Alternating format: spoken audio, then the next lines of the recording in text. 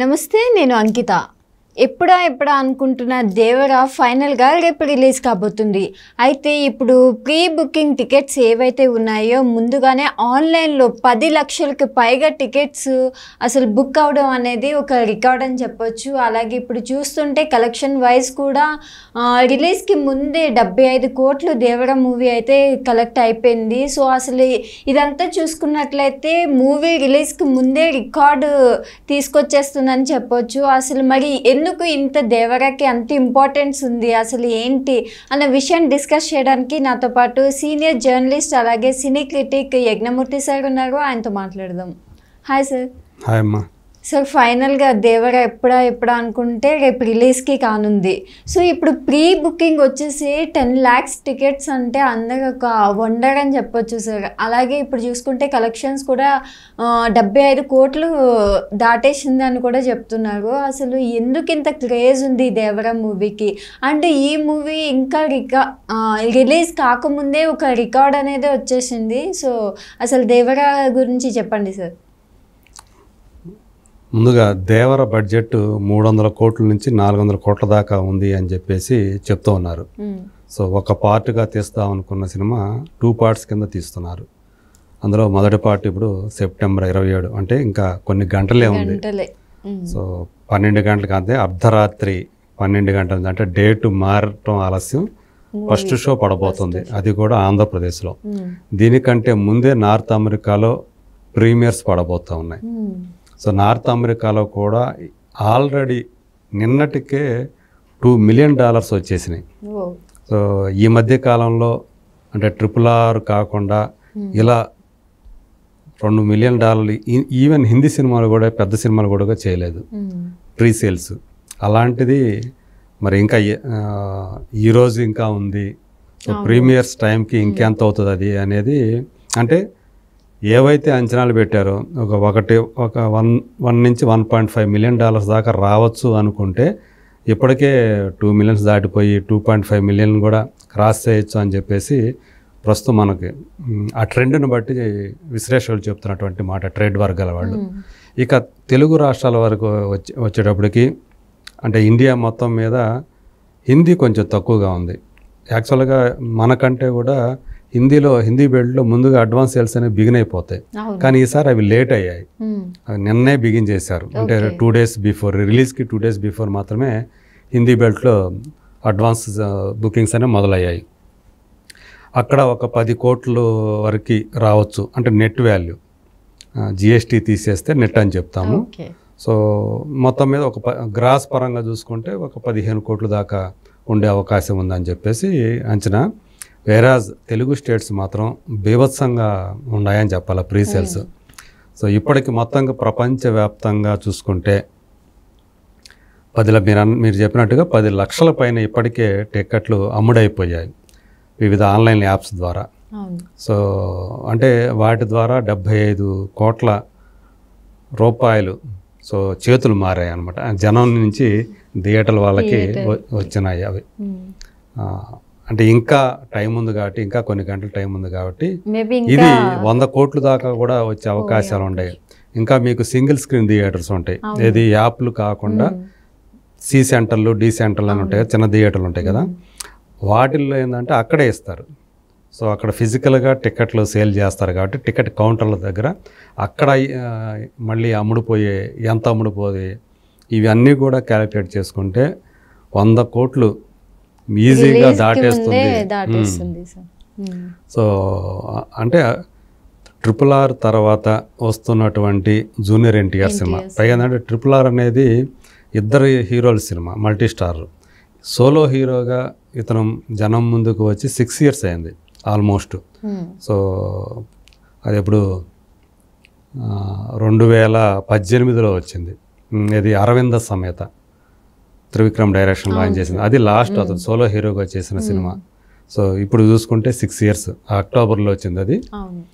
Almost 6 years తర్వాత తను solo హీరోగా అభిమానులు ముందుకు వస్తున్నాడు, జనం ముందుకు వస్తున్నాడు. దాంతో ఫ్యాన్స్ అందరూ కూడా చాలా కసితో ఉన్నారు. సో ఒక రకంగా చెప్పాలంటే RRR ఎక్కువగా కూడా జూనియర్ ఎన్టీఆర్ కంటే కూడా రామ్ చరణ్కి కొంచెం క్రెడిట్స్ ఎక్కువ పోయాయి అనే ఫీలింగ్ వాళ్ళలో ఉంది. అవును. సో ఇతను మెయిన్ హీరో రామ్ చరణ్, ఇతను రెండో హీరో అన్నట్టుగా దాన్ని పోర్ట్రే చేసే ప్రయత్నాలు బాగా జరిగాయి. సో అట్లాగే కొంతమంది చేసినటువంటి ఆ సినిమా రైటర్ అయినటువంటి విజయేంద్ర ప్రసాద్ గారి మాటలో ఈయనది రాముడు ఇలాంటి క్యారెక్టర్ అయితే జూనియర్ ఎన్టీఆర్ది హనుమాన్ లాంటి క్యారెక్టర్ అని చెప్పడంలో ఈయన అసలు కథానాయకుడు రామ్ చరణ్ అనేది అతను చెప్పడం, రైటరే చెప్పడం వల్ల కొంచెం అప్పుడు ఫ్యాన్స్ కూడా డిసప్పాయింట్మెంట్ గురయ్యారు. ఏదేమైనా అందులో కూడా జూనియర్ ఎన్టీఆర్ పర్ఫార్మెన్సు, అతను చేసేటువంటి అతను ఇచ్చినటువంటి ఎక్స్ప్రెషన్స్ కానివ్వండి, ఇద్దరు స్క్రీన్ మీద కనిపించే సందర్భాల్లో కూడా ఆ పాట ఏదైతే ఉందో తనని కట్టేసి రామ్ చరణ్ ఆ ముళ్ళ కొరడాతో కొడుతున్నప్పుడు వచ్చే పాట ఏదైతే ఉందో అది ఎంత అక్కడ అతని పర్ఫార్మెన్స్. సో అతను విమర్శించే వాళ్ళు కూడా మెచ్చుకోకుండా ఉండలేకపోయారు. సో అలాంటి పర్ఫార్మెన్స్ ఆ సినిమాలో చేశాడు. కానీ ఇప్పుడు సోలో హీరోగా వస్తున్నాడు. అది ఒక దేవరా అనే ఏదైతే డ్యూయల్ రోల్లో వస్తున్నాడు, అది కూడా తండ్రి కొడుకులుగా. సో మంచి కసితో ఉన్నారు వాళ్ళు కూడా. విపరీతమైనటువంటి హైప్ క్రియేట్ అయింది. సో అదే ఇప్పుడు కలెక్షన్ల రూపంలో రిఫ్లెక్ట్ అవుతుందని చెప్పేసి మనం చెప్పుకోవాలి. సో నార్త్ అమెరికాలో కూడా, కేవలం ఇక్కడే కాకుండా ఇండియాలోనే కాకుండా నార్త్ అమెరికాలో కూడా సో తెలుగు వాళ్ళందరూ కూడా చాలా ఏగర్గా ఎదురు చూస్తున్నారు ఈ సినిమా కోసం. కల్కి తర్వాత వస్తున్నటువంటి పెద్ద సినిమా. 2024లో భారీ సినిమాలు ఇప్పటిదాకా రిలీజ్ అనేది చాలా తక్కువ. చెప్పాలంటే ఇది 3వ సినిమానే. సో మొదట సంక్రాంతికి గుంటూరు కారం వస్తే మళ్ళీ కల్కి వచ్చింది చాలా గ్యాప్ తర్వాత.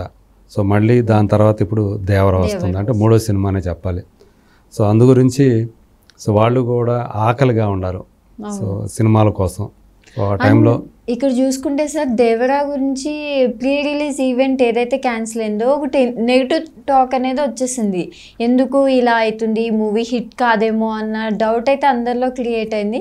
కానీ ఇప్పుడున్న కలెక్షన్స్ చూస్తుంటే అది కాదు, దానికి మొత్తం పాజిటివ్గానే ఉంది ఆ నెగిటివ్ టాక్కి అన్నట్లు అయిపోయింది. అంటే అది ఈవెంట్ క్యాన్సిలేషన్కి సినిమాకి సంబంధం లేదు. అవును, కానీ జనంలో ఏదేమైనా అంటే క్రౌడ్ ఎక్కువైపోవటం, వాళ్ళని సెక్యూరిటీ రీజన్స్ వల్ల క్యాన్సిల్ అంటే అక్కడ చూసాం మనం, అక్కడ జరుగుతున్నటువంటి తొక్కిసలాట. అది కనుక మనం కంట్రోల్ చేయకపోతే అప్పటికే వాళ్ళు బారికేడ్లు ధ్వంసం చేసేసి పొలోమని వచ్చేస్తూ ఉన్నారు. సో ఫోర్స్ కూడా, కానీ అభిమానులు ఎట్లా కొడతారు, లాఠీ చార్జ్, అప్పటికి కొంత లాఠీ చార్జ్ జరిగింది.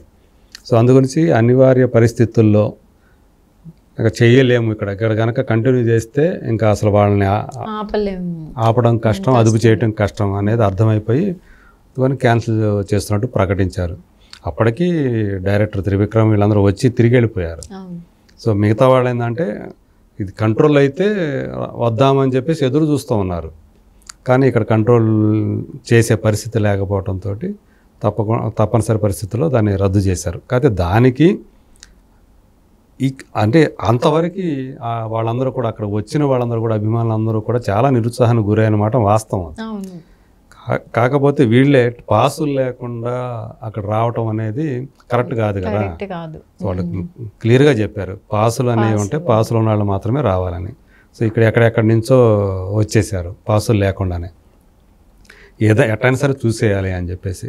అంటే అంతగా ఉండరు వాళ్ళు, అంటే చాలా రోజుల తర్వాత మళ్ళీ మన హీరోని మనం చూడబోతున్నాము అనేది వాళ్ళు ఒక్కసారిగా కట్టలు తెంచుకున్న అభిమానం అంటాం కదా, అలా వచ్చేసారు. సో అట్లా అది క్యాన్సిల్ అయ్యే పరిస్థితి దాకా వచ్చింది అది. ఎందుకంటే గతంలో ఇలా అదుపు చేయలేని పరిస్థితుల్లో అభిమానులు ప్రాణాలు పోయిన ఘటనలు ఆయన వాటిలో జరిగినాయి. బాద్షాగా అప్పుడు కానివ్వండి, అంతకుముందు ఆంధ్ర వాళ్ళ టైంలో బిగినింగ్ డేస్లోనే అలాంటివి జరిగినాయి అనమాట. అందుకని మళ్ళీ అలాంటిది, ఎందుకంటే తను పదే అభిమానుల యొక్క వాళ్ళ యోగక్షేమాలు ముఖ్యమని ఎప్పుడూ చెప్తూ ఉంటాడు. అందరూ కూడా అయిపోయిన తర్వాత కూడా క్షేమంగా జాగ్రత్తగా ఇంటికి వెళ్ళండి, మీకోసం ఎదురు చూసే ప్రాణాలు ఇంటి దగ్గర ఉంటాయి, అందుకని తొందరపడిగా ఆదరాబాదరగా వెళ్ళొద్దు, జాగ్రత్తగా వెళ్ళండి అని చెప్పేసి పదే ఎన్టీఆర్ కూడా చెప్తుంటాడు, జూనియర్ ఎన్టీఆర్ కూడా.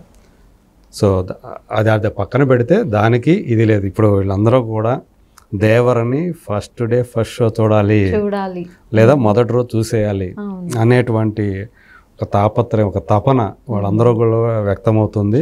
అదే టికెట్ సేల్స్ రూపంలో మనకి కనిపిస్తూ ఉంది.